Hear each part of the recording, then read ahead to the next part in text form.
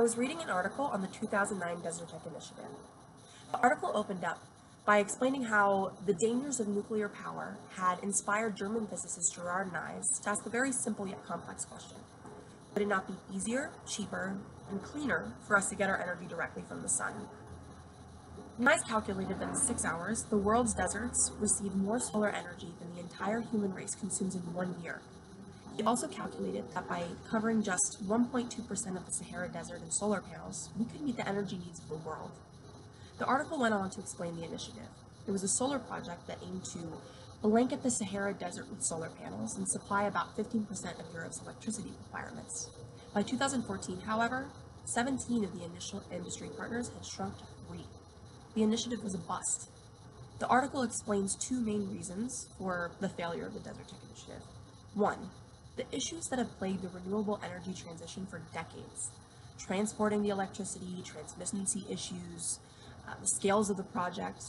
The second one was the unique geopolitical challenges of putting solar panels in this region of the world. Political instability spooks investors, and countries that have been made rich, or more specifically, regimes that have been made rich through oil and coal, are not too friendly towards renewables. While we can't control something like the Arab Spring derailing a project like this, we can absolutely explore the potential of alternative sources of energy. So why? Why do we allow these problems, some of which we do have control over, to derail our progress? This project could have alleviated European reliance on Russian energy, and it could have brought in about $72.5 billion to the Saharan countries involved. Are we as a species really this stupid? Maybe it's because I'm young and naive, but I refuse to accept that. The last major change to international environmental policy was during the Nixon administration.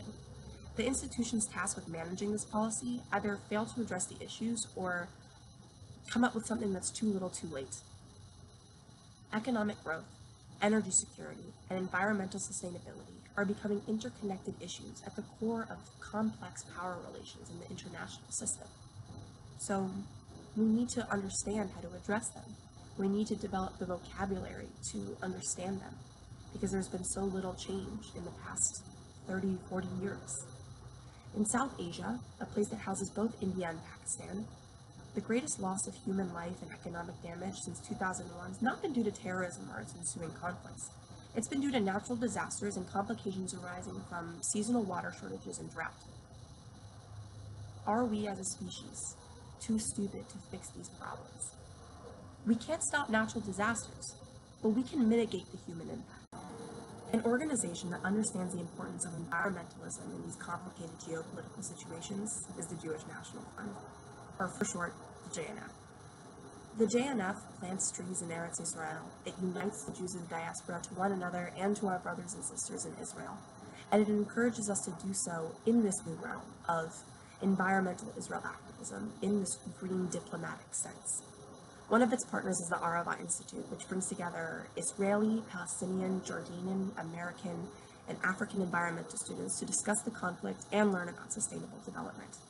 While organizations such as the JNF and the Arava Institute have begun changing the conversation, they've begun creating lasting change and impact, there's still a lot more work to be done.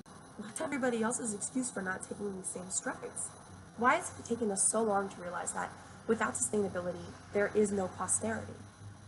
Because we enable leaders of this world who are either too lazy, too selfish, or too stupid to fix what's been broken for decades. Laurel Thatcher Ulrich once said, "Well-behaved women seldom make history."